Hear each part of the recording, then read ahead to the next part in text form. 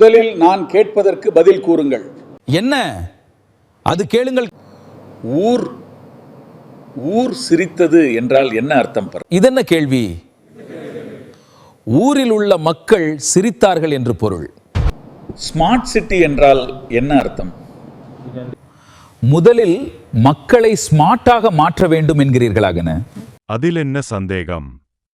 இந்த பிஜேபி அரசு என்றைக்கும் மக்களை பற்றி சிந்தித்தது கிடையாது.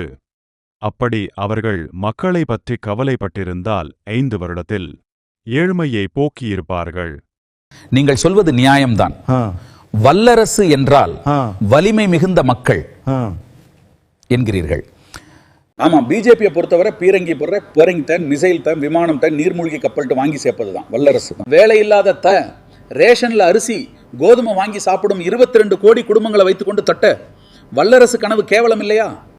இது போலத்தான் இவர்களின் ஸ்வச் பாரத் திட்டமும் என்கிறீர்களா? இல்லையா பின்ன? மக்கள் குப்பை போல் காட்சியளிக்கின்றார்கள்.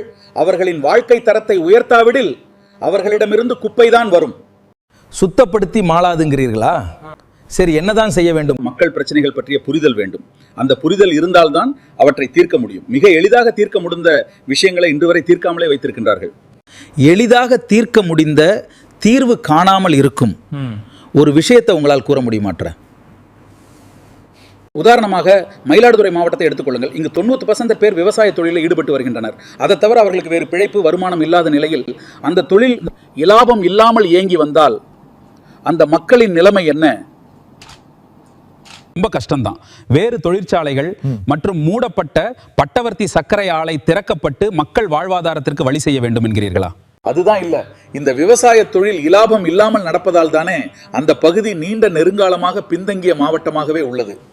அதுக்குத்தான் இந்த விவசாய சங்க தலைவர்கள் ஆந்திரா போல ஏக்கருக்கு 15,000 ரூபாய் உழவு மானியத்திற்கும் கடன் தள்ளுபடிக்கும் போராடி வருகின்றார்களே. அப்படி என்றால் ஆந்திர விவசாயிகள் செழிப்பாக உள்ளார்களா? இந்த கடன் தள்ளுபடி செய்யப்பட்டால் திரும்பவும் விவசாயிகள் கடனில் விழமாட்டார்கள் என்று என்ன நிச்சயம் பெற? பிறகு என்னதான் செய்ய வேண்டும் என்று கோரிக்கை வைக்கின்றீர்கள்? ரொம்ப சுலபம். நான் ஏற்கனவே கூறியபடியே விவசாயிகள் நெல்லை மதிப்பு கூட்டி அரிசியாக்கி 12,965 ரேஷன் கடைகளை விற்று கொடுத்து வரும் இலாபம் 90% மக்கள் பிரச்சனையை எளிதாக தீர்க்க முடியும் தானே. அந்த மாவட்டம் ஒரே வருடத்துல மிக முன்னேறிய மாவட்டமா மாறிவிடுந்தது. ஒரு ஏக்கருக்கு மான் சுமார் 4,000 ரூபாய் மட்டுமே லாபம் சம்பாதித்துக் கொண்டிருந்த விவசாயிகளுக்கு ஒரு ஏக்கருக்கு மான் சுமார் 40,000 கிடைத்தால் அவர்கள் வாழ்க்கையில முன்னேற்றம் உண்டாகும். அரசாங்கத்திடம் விவசாய சங்க தலைவர்கள் கேட்கும் 15,000 தேவையில்லை தானே, உழைத்து வாழும் சந்தோஷத்தை அவர்களுக்கு கொடுக்கலாம் தானே.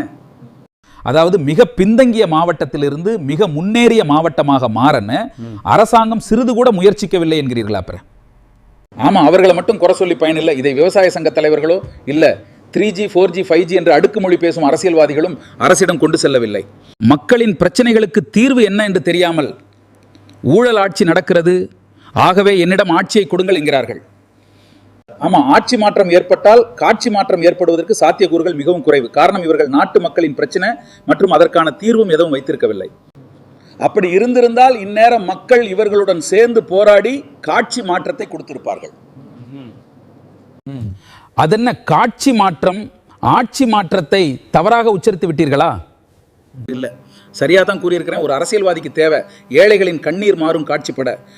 அதை ஆட்சிக்கு வந்துதான் செய்ய வேண்டும் என்பதில்லை. மக்களின் துணை இருந்தால் எல்லாவற்றையும் ஆட்சிக்கு வராமலேயே மாற்றலாம். இங்கிருக்கும் அனைத்து அரசியல்வாதிகளையும் நீங்கள் குறை சொல்கின்றீர்கள். நீங்கள் மட்டும் பெரிய அப்பட்டக்கரா?